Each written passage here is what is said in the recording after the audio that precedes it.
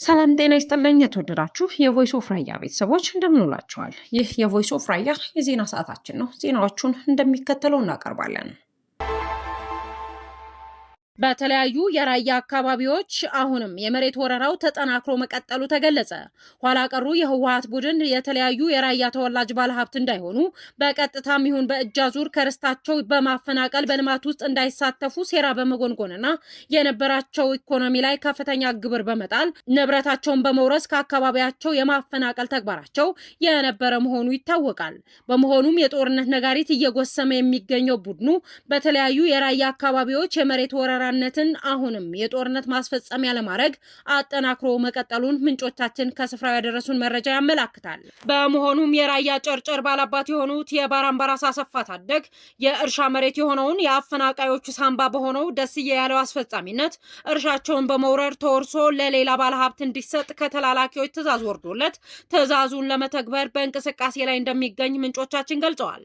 በትናንትናው የቮይስ ኦፍ ራያ የዜና ወጃችን ህጋዊው የደቡብ ትግራይ ዞን አስተዳዳሪ ትዕዛዝ በተለይም በመሬት ኢንቨስትመንት ሰበብ በሊዝ ወይም በሌላ መንገድ ለመውሰድ የምትንቀሳቀሱ አካላት ነባሩ የዞኑ አስተዳደር እንደሚጠይቃችሁ በመረዳት ከኪሳራ ራሳችሁን እንድትከላከሉ ሲል በመግለጫው አሳስቧል። በመግለጫውም ታጋዩ ጀግና ህዝባችን የሀገር ሽማግሌዎች፣ ቀሳውስትና ሸሆች፣ ወጣቶችና ምሁራን መሬታችሁና ሀብታችሁን በማስወረር የጦርነት ማስፈጸሚያ ለማድረግ ብቻም ሳይሆን አካባቢያችሁን የጦር ቀጠና ለማድረግ ህዝባችሁን ለማጥፋት የሚንቀሳቀሱ የህወሓት ኃይል እንደለመዳችሁ ተደራጅታችሁ መቃወም አለባችሁ በማለት እንደገለጸ በትናንትናው የዜና ሰዓታችን መዘገባችን ይታወቃል። ኢትዮጵያ ተገንጥለን እንደ ኤርትራ ነጻ ሀገር እንፈልጋለን ሲሉ ሜጀር ጀነራል ክንፈ ዳኘው መነገራቸው አነጋጋሪ ሆኖ ይገኛል። ከኢትዮጵያ ተገንጥለን እንደ ኤርትራ ነጻ ሀገር እንፈልጋለን ሲሉ የትግራዩ ጀነራል ከቀናት በፊት መናገራቸው ይታወሳል። ለዓመታት በአዲስ አበባ ታስረው የነበሩት የቀድሞ የሜቴክ ኃላፊ ጀነራል ክንፈ ዳኘው አነጋጋሪ አስተያየት ሰጥተው ተከስተዋል። የትግራይ ህዝብ ሁለት ምርጫዎች ከኢትዮጵያ ጋር ባርነት ወይስ እንደ ኤርትራ ነጻነት ሲሉ ተደምጠዋል። ጀነራል ክንፈ ዳኘው የትግራይ ህዝብ ከኢትዮጵያ ይልቅ ከኤርትራ ነጻነት እንደሚያገኝ አዲስ በሰጡት ቃለ መጠይቅ ተናግረዋል። ጀነራሉ ብራህ ከተሰኘ የዩቲዩብ ሚዲያ ጋር ባደረጉት ቃለ መጠይቅ የትግራይ ህዝብ ሁለት ምርጫዎች ከኢትዮጵያ ጋር ባርነት ወይስ ኤርትራ ጋር ነጻነት ሲሉ ተደምጠዋል። በአሁኑ ወቅት ወደ ቀድሞ ጦርነት ሁኔታ እየተመለሰች ያለች ትግራይ የኢትዮጵያ መንግስት ቁጥጥር ስር መግባት እንደሌለባት ጀነራሉ ተናግረዋል። በትግራይና ኢትዮጵያ መካከል ያለውን ብቸኛ ግንኙነት የፕሪቶሪያ ስምምነት ያሉ ሲሆን ከዚህ ውጪ ምንም አይነት መሳሪያ የለም ብለዋል። አሁን ባለው ነባራዊ ሁኔታ የትግራይ ኃይሎች ከጠቅላይ ሚኒስትር አብይ አህመድ አስተዳደር ይልቅ ከኤርትራ ጋር መወዳጀት እንደሚሻላቸው ጠቁመዋል። የትግራይ ኃይሎች ከኤርትራም ይሁን ከፋኖ ኃይሎች ጋር ስለሚኖራቸው ግንኙነት ስልታዊ ወይስ ቋሚ የሚለው ጉዳይ በግልጽ መበየን እንደሚጠበቅባቸው ተናግረዋል።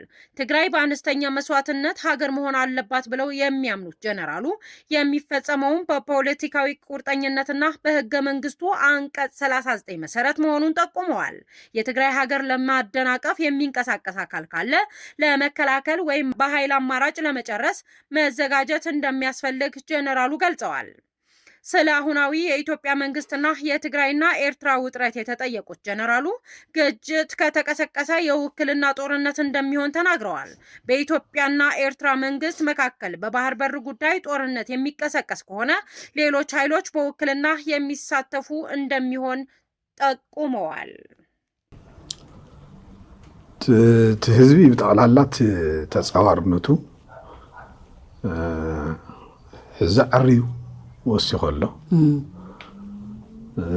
ننوعلو ببغاويو صبو يدعقاقر صبو يسرح يمكرون